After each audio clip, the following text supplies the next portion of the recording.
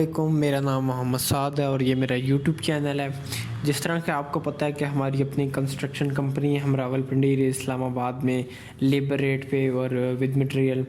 Construction को deal करते हैं। उसके अलावा house map, house planning, designing.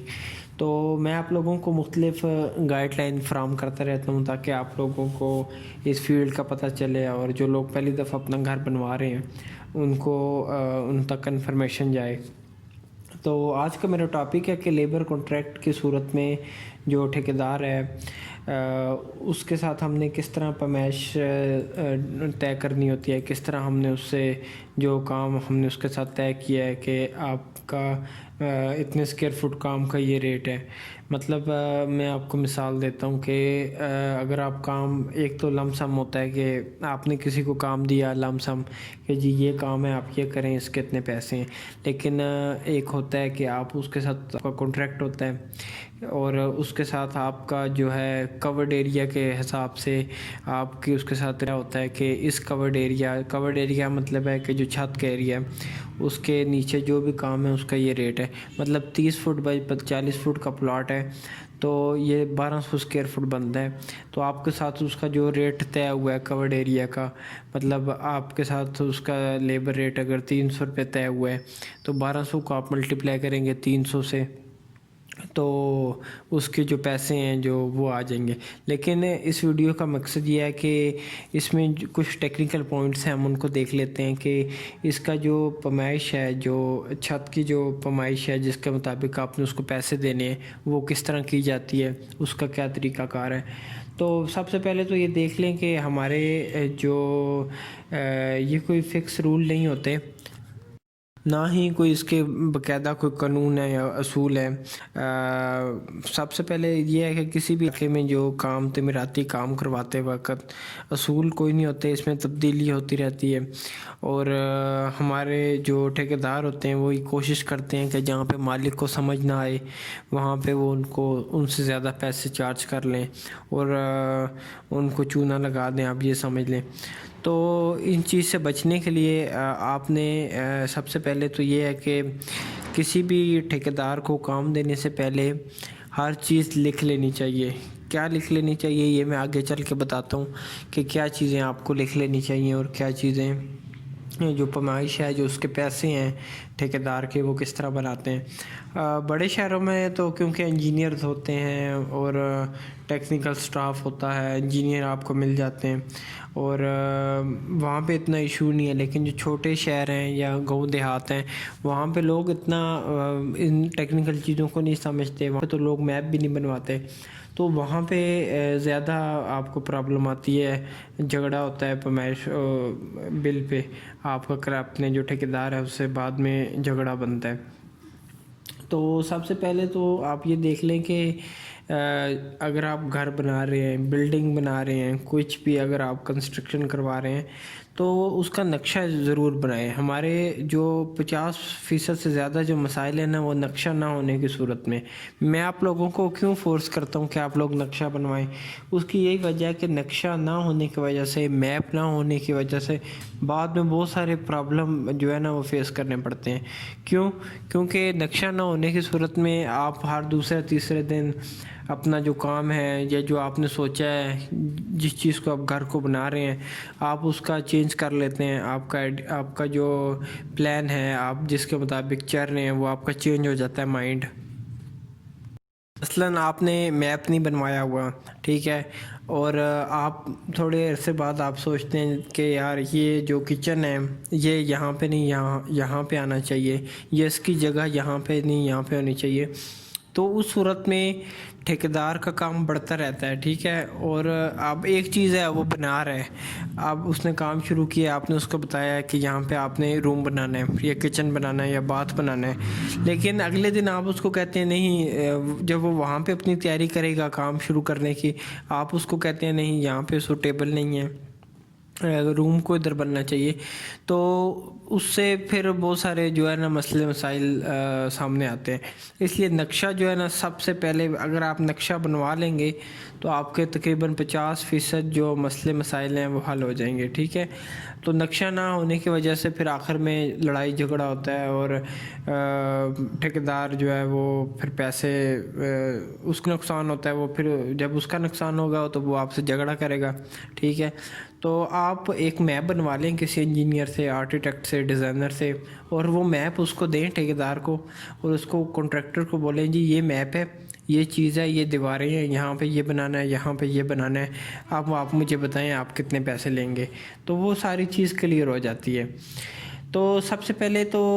Number 1 जो असूल है वो आपने ये देखना है, अगर आपने कवर्ड एरिया पे काम दिया हुआ है कि जितना छत का एरिया है, ठीक है, आपने ये देखना है कि वो छत की पैमाइश किस तरह करेगा। मैं आपको एक मिसाल देता हूँ कि आपका प्लॉट 30 फुट बाय 40 फुट का है, लेकिन उसके सारे हिस्से पे छत नहीं होगी। हो सकता है कि आपने सामने से या पिछली तरफ से कुछ जो हिस्सा है या एरिया है वो आपने ओपन टू स्काई छोड़ा हो, उसके ऊपर स्लैब ना हो। तो अब आप उसके साथ ये डन कर लें कि जो आपका बिल बनेगा ठेकेदार से, आप ये डन कर लेंगे कि जो आपका बिल बनेगा वो शेड टू शेड उसकी पैमाइश होगी या वॉल टू वॉल, ठीक है। इसका मैं मतलब समझाता हूँ आपको कि शेड टू शेड का मतलब है कि देखें जो हमारे अक्सर बिल्डिंग्स होती हैं, जो रूम्स हैं, वहाँ पे शेड भी बनते हैं, मतलब विंडो के ऊपर शेड आता है, या छज्जा कोई आपने बाहर निकाला हुआ है, या कुछ शेड जो हैं वो छत से बड़े हुए हैं, ठीक है, पर नाला बना हुआ है, कुछ भी इस तरह का हो सकता है। तो आपने ठेकेदार से ये चीज़ डन करनी है कि जो आप छत का पैमाइश लेंगे वो सिर्फ छत की होगी, या ये जिसमें ये जो शेड है, ये जो हिस्सा बड़ा हुआ है आगे, ये भी आप मिला के आप इसके मुताबिक आप हमसे जो है पैसे लेंगे। ये चीज़ आप पहले डन कर लें कि पैमाइश जो ठेकेदार के पैसे हैं वो वॉल टू वॉल का मतलब है कि सिर्फ दीवारों के ऊपर जो छत है वो उसके मुताबिक आपको पैसे देने हैं, या जो शेड बाहर निकले हुए हैं वो भी एरिया में शामिल होंगे, और वो भी कवर्ड एरिया में शामिल होंगे या नहीं होंगे, ठीक है। ये भी आप उससे डन कर लें। और दूसरी चीज़ आपने उससे क्या डन करनी है वो ये है कि जो बाउंड्री वाल है, कंपाउंड वाल है, जो उसका जो रेट है वो अलग से है, ठीक है, या इस कवर्ड एरिया के छत के एरिया में शामिल है, ठीक है। ये चीज़ आपने उससे डन कर लेनी है, क्योंकि बाउंड्री वाल जो एक अलग चीज़ है वो उसका रेट अगर आप उससे डन कर लें कि आप अपनी तरफ से ये समझें कि जी इस कवर्ड एरिया में ये वो सारे काम करेगा, लेकिन आप उससे पूछ लें और लिखवा लें कि जो बाउंड्री वाल है, जो बाहर घर की बाहर वाली बैरूनी वाल होती है, वो भी इसमें शामिल होगी या नहीं होगी, फिर ताकि बाद में मसला ना हो। अच्छा, तीसरी चीज़ आपने ये पूछनी है कि कवर्ड एरिया से जो बाहर और जो टॉप छत के जो फर्श का रेट है वो अलग होगा या नहीं होगा, ठीक है। मतलब मैं आपको मिसाल देता हूँ, जिस तरह मैंने बताया कि आपके घर के सारे हिस्से पे छत नहीं होती, आपने फ्रंट से या बैक से कुछ हिस्सा जो है खाली छोड़ा हुआ है, वहाँ पे जो फर्श डलेगा या जो छत के ऊपर जो आपने फर्श डालना है टॉप छत पे, वो इसी का आपके कवर्ड एरिया के रेट में शामिल है या उसके आप एक्स्ट्रा पैसे चार्ज करेंगे, ये भी आप बता दें। उसके अलावा चौथी चीज़ आपने उससे जो पूछनी है और आपने उसको लिखवा लेना है कि अंडरग्राउंड जो वाटर टैंक हैं या सेप्टिक टैंक हैं, या जो छत पे पानी के टैंक बनते हैं ओवरहेड वाटर टैंक, ये आप बनाएंगे तो उसका रेट अलहदा से लेंगे, या जो छत का कवर्ड एरिया का जो रेट है, जो एक छत का रेट है, मतलब जिस तरह मैंने बताया कि अगर 30 फुट बाई 40 फुट की छत है तो 1200 स्क्वायर फुट वो उस छत का एरिया बनेगा, ठीक है। अगर 30 फुट बाई 40 फुट का प्लॉट है तो उसमें से अगर आप जगह छोड़ेंगे तो छत जो आज जिस हिस्से पे डालेंगे वो हिस्सा वो उसके जो पैमाइश है वो कम होगी। हो सकता है कि 30 फुट बाई 40 फुट का प्लॉट है, ये 1200 स्क्वायर फुट बनता है, और आपके प्लॉट के 1000 स्क्वायर फुट एरिया पे स्लैब है, छत है, तो जो ऊपर या नीचे जो टैंक बनेगा पोर्च में, या ऊपर जो वाटर टैंक बनेगा उसके उसकी आप जो लेबर है वो एक्स्ट्रा चार्ज करेंगे या इसी पैसों के अंदर होगी, ये चीज़ भी आप उससे डन कर लें। और उसके अलावा आपने ये देखना है कि आपका जो फ्रंट एलिवेशन है, लोग फ्रंट एलिवेशन मतलब घर के जो सामने से गली से अगर आप खड़े होकर अपने घर को देखें, लोग उस पर पत्थर लगवाते हैं, मार्बल लगवाते हैं, उस पर डिज़ाइन बनवाते हैं। तो वो एक स्पेसिफिक काम होता है, ठीक है, उसकी वो एक उस पर ज़्यादा लेबर लगती है, उस पर एक मखसूस उसको खूबसूरत बनाना होता है। सामने टाइल, मार्बल या कुछ भी आप लगवा रहे हैं तो उसका रेट आप ठेका देते हुए तय कर लें कि ये भी उसमें शामिल है या नहीं है। आप फ्रंट पे मुझे टाइल, मार्बल ये चीज़ लगा के देंगे एज़ पर ड्राइंग या आपका इसके आप एक्स्ट्रा पैसे चार्ज करेंगे, ठीक है। तो सबसे पहले जो मैंने आपको पॉइंट बताया था कि शेड टू शेड पैमाइश होगी या वॉल टू वॉल, वो उसके अलावा जितनी चीज़ें मैंने आपको बताई हैं ये सारी चीज़ें आपकी एक्स्ट्रा में शुमार होती हैं, आपके एक्स्ट्रा कामों में शामिल होती हैं ये सारी चीज़ें, ठीक है। जिस तरह ये वाटर टैंक, आपकी बाउंड्री वॉल, आपका फ्रंट एलिवेशन पे जो पत्थर लगने हैं, टाइल लगनी है, मार्बल लगाना है आपने, तो ये सारी चीज़ें आपकी जो है ना ये एक्स्ट्रा चीज़ें हैं, ये कवर एरिया में शामिल नहीं होती। ये आपने अगर आप मालिक हैं, आपने और ठेकेदार ने आपस में बैठ के इन चीज़ों को डन करने पूछ लेने हैं ताकि बाद में मसला ना बने। अगर तो जो मालिक है, क्लाइंट है, वो उसको समझ है, वो घर बनवाता रहता है तो इन चीज़ों की बारीकियों को समझता है, ख़ुद पैमाइश कर सकता है या ख़ुद बिल बना सकता है, तो वो एक्स्ट्रा काम जो है ना, ये हम मशवरा है आपको कि वो एक्स्ट्रा काम अलग कर ले, ठीक है। अगर तो आप आप ख़ुद समझते हैं कि अगर मैं फ्रंट एलिवेशन का ठेका किसी को देता हूँ काम का, तो उसकी मैंने पैमाइश किस तरह करनी है, उसका बिल किस तरह बनाना है, उसके मैंने पैसे किस तरह बनाने हैं, इतना मुश्किल नहीं है। सिर्फ लंबाई चौड़ाई आपने लेनी होती है। अगर स्क्वायर फुट में आपने काम दिया हुआ है, उसमें जो चीज़ें निकालनी हैं, दरवाज़ा डिडक्ट हो गया, विंडो आपने निकाल दी,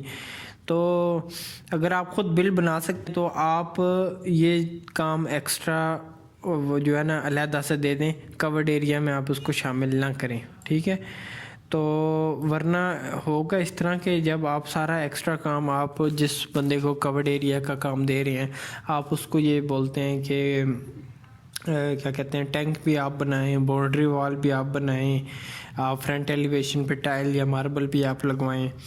तो हर चीज़, सेप्टिक टैंक भी आप बनाएं, हर किस्म का काम जो कवर्ड एरिया सब बाहर है वो भी आप करें। उसका रेट फिर जो बनेगा वो फिर बहुत ज़्यादा,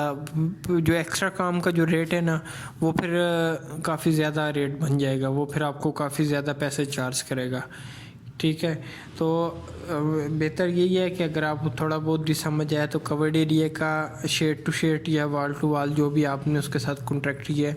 एक तो वो आप उसके साथ डन कर लें। और ये जो काम है ना, एक्स्ट्रा काम है, boundary wall, septic tank, water tank जो छत पे बनने हैं या छत के ऊपर आपने चिप्स करनी है या फ्रंट पे आपने कोई टाइल शेल लगवानी है, ये काम एक आप इसका अलहदा से एग्रीमेंट करें किसी और बंदे से, किसी और ठेकेदार से जो स्पेसिफिक उस फील्ड का एक्सपर्ट हो, उससे एग्रीमेंट कर लें तो आपको इसमें फ़ायदा है। तो क्योंकि इन तमाम चीज़ों में तब्दीली होती रहती है और इस वजह से तमाम अगर आप जो एक्स्ट्रा काम है वो भी कवर्ड एरिया में देते हैं तो कवर्ड एरिया का रेट बढ़ जाता है। तो उसमें जो ठेकेदार को है ना वो फ़ायदा इसी में है,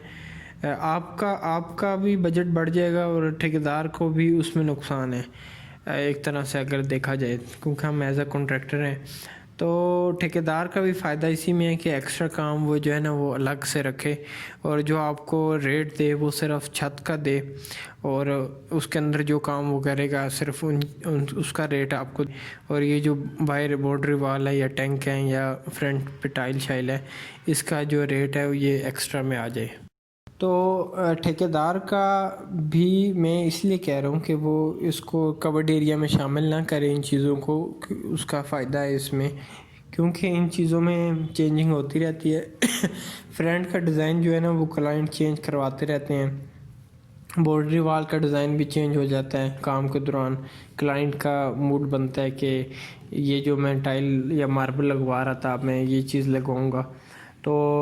जो ऊपर टैंकियाँ बननी हैं उसका साइज़ भी चेंज होता रहता है। टॉप छत पे क्लाइंट आपको कहते हैं जी पहले उसका चिप्स लगवाने का प्रोग्राम था लेकिन अब वो मार्बल लगवाना चाह रहा है। तो फिर इस वजह से जो है ना जो कॉन्ट्रैक्टर है जो ठेकेदार है उसको भी नुकसान पहुंचता है।